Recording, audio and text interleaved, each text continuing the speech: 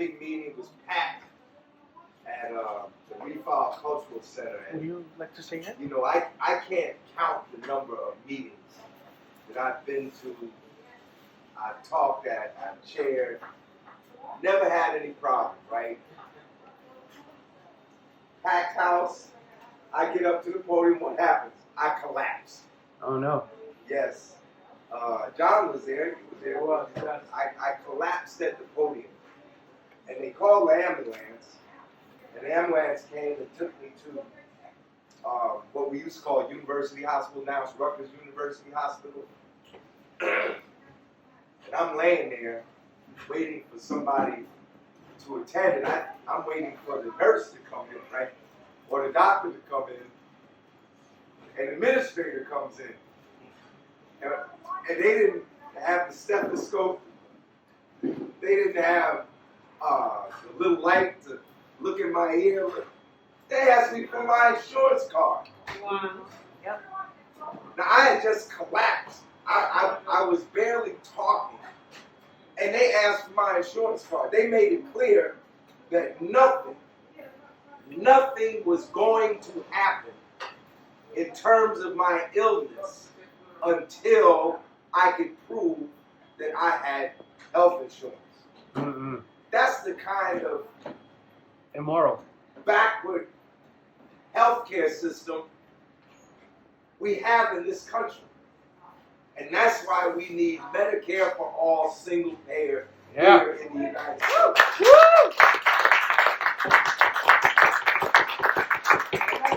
That's why I'm supporting Bernie Sanders.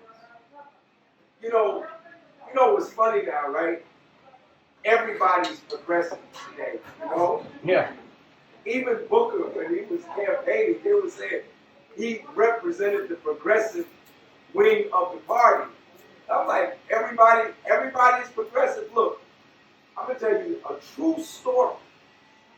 A true story.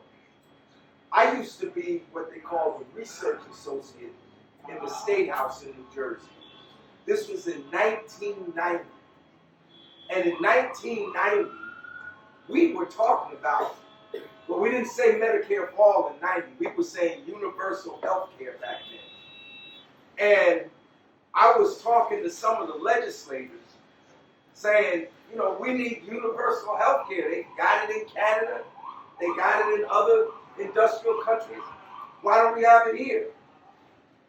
One of the assembly people grabbed me by the lapel of my suit jacket, both lapels, and pushed me against the wall and said, never, ever talk about that in those hallways again. That was in 1990. But we did talk about Medicare for all. And you know who else was talking about Medicare for all? Bernie Sanders, 40 years ago, was talking about Medicare for all. He's no Johnny come lately to Medicare for all.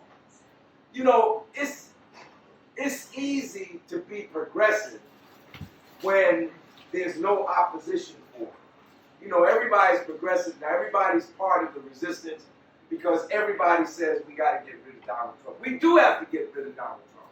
Absolutely beyond a shadow of a doubt. But I'm going to tell you, getting rid of Donald Trump is only half the job. Because we're not just, I don't want to return to the way it was before. It was not heaven before Donald Trump. I mean, it wasn't Donald Trump, but it wasn't heaven either. Mm-hmm. We got to get rid of Donald Trump, but we have to put this country on a new course. Not go back to the old neoliberal policies of the previous administration. Leading progressive government.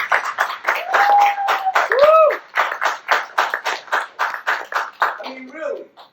I can only talk about what I know, right? I mean, a lot of people last Thursday night, what was I doing? I was helping a woman, a 35-year-old woman with a 2-year-old daughter, move her stuff because she had been evicted from her apartment. Anybody ever been evicted? Yes. Like when the sheriff comes? Any of you ever seen an eviction? Like a few years ago, we were working on this issue of foreclosures because Essex County has one of the highest rates of foreclosure in the nation, not just in New Jersey, in the country. And there was a woman, Miss Johnson, that lived on Meade Street in Orange. And she got evicted. You know why she got evicted? Not because she didn't make her mortgage payments. She got evicted because the mortgage company had changed ownership. See, a lot of times what happens is that the people who are holding your mortgage, they sell your mortgage to another company that's going to take them over. Yeah. So she was paying her mortgage to the old company. She was sending in payments, not knowing that they weren't getting to where they had to go. What? The sheriff came, the People's Organization for Progress was there. We laid on the sidewalk, sat in her doorway, and we kept the sheriff from putting her out that day. But that was the first time. But the second time, we couldn't stop them. And when they evict a person, they come in, they get the people out the house. The sheriff doesn't just come with police. He comes with a moving crew, a moving company. Comes with the sheriff. They come in a caravan, police cars, movers, and they come and they go in your house and they put your stuff on the sidewalk. They just put it on the sidewalk. Your chairs, your couches, your clothes, whatever, they just put it on the sidewalk. And then the sheriff has guys, they don't just put a padlock on your door. They take plywood covers and nail that plywood over your window. Nobody can get in your house. That's what happens when you lose your home. When you lose your apartment, the sheriff comes just like when someone loses their home last Thursday. The sheriff came, put that woman out. I was with her all night trying to move her stuff into a storage facility that was right down the road. But this wasn't someone that was homeless. This wasn't someone that didn't have a job. This woman had 2 jobs. Wow. She had 2 jobs, 2 part-time jobs. And she made money, but the problem was she couldn't make enough money to keep up with the rent. If you work 40 hours, you should make enough money to pay your rent.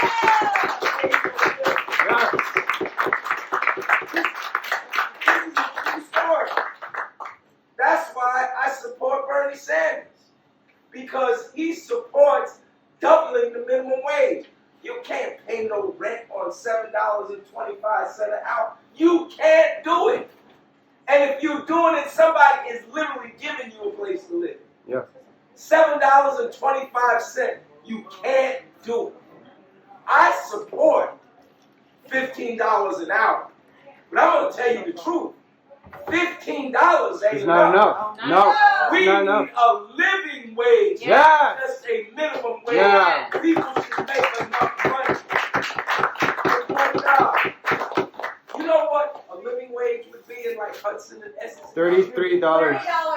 It would be about $33 an hour. Yeah. That's a living wage. And that's what we should have. I have 3 daughters. They're all college graduates. They all went to Rutgers University. And they're all indentured servants. Mm-hmm.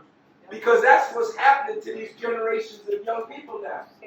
They're graduating college owing undergraduate. I ain't even talking about medical school, law school, graduate school. They're graduating undergraduate school. 50, 60, 80. I've even heard as much as $100,000. I support Bernie Sanders because he says college education should be free Yes. in the United States. Oh yeah. I had to mortgage my house 3 times to get my kids through college. Nobody should have to do that. Nope. Nobody should have to mortgage their home. You pay, what are you paying all that money for? You should have some left. You paid all that mortgage money, and when it's time to go, there's no more equity in the house. Mm. Because you use that money to pay for your kids' college education. That's wrong. The way working people are treated in this country is wrong. It's immoral. It's immoral. It's wrong.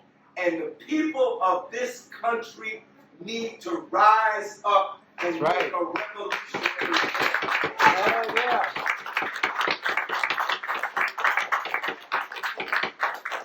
That's why I support this guy. I remember when Bernie, excuse me, had the first debate with Hillary. Remember the first debate that Bernie had with Hillary? Yes. And when they were giving their summary statements, and when it was time for Bernie to give his statement, he looked in the camera Oh yeah. and he said, "We need a political revolution in the United States." Hell yeah. Man, I hit the ceiling. I was up. I've seen 9 presidents in my lifetime. I was a kid. I was 5 or 6 when Ike was president. So I've seen all these presidents. No president in my lifetime has ever said we need a political revolution. That's why I'm supporting him. I'm not supporting him because he's got this reform, and reform is good. But, you know, they teach you in Sunday school, right? It's better to light a candle than to curse the darkness. So nobody's opposed to reforms, but we all know, it's like with the minimum wage, right? We passed a minimum wage bill in New Jersey, and I'm all for it, and I'm glad the governor signed it. But by the time they get to $15, Mm-hmm. the real value is not going to be $15. Right. That's, that's the way it is with most reforms. Most reforms really don't get to the root of the problem. That's why there's a difference between someone that's a reformer and someone that's a radical. Yep. A radical is someone Revolutionary. that wants to get to the root of the problem. Mm-hmm. So I don't want to talk too long because I don't want to cut into No, we love you. We love you. But I remember when Bernie said we need a political revolution. That's when I knew I was down with Bernie Sanders. You know, because, and you see how the powers that be, they are doing everything they can to try to subvert Bernie's victory. But we're going to win New Jersey, and Bernie is going to win Hell the nomination yeah. for president, and he's going to win that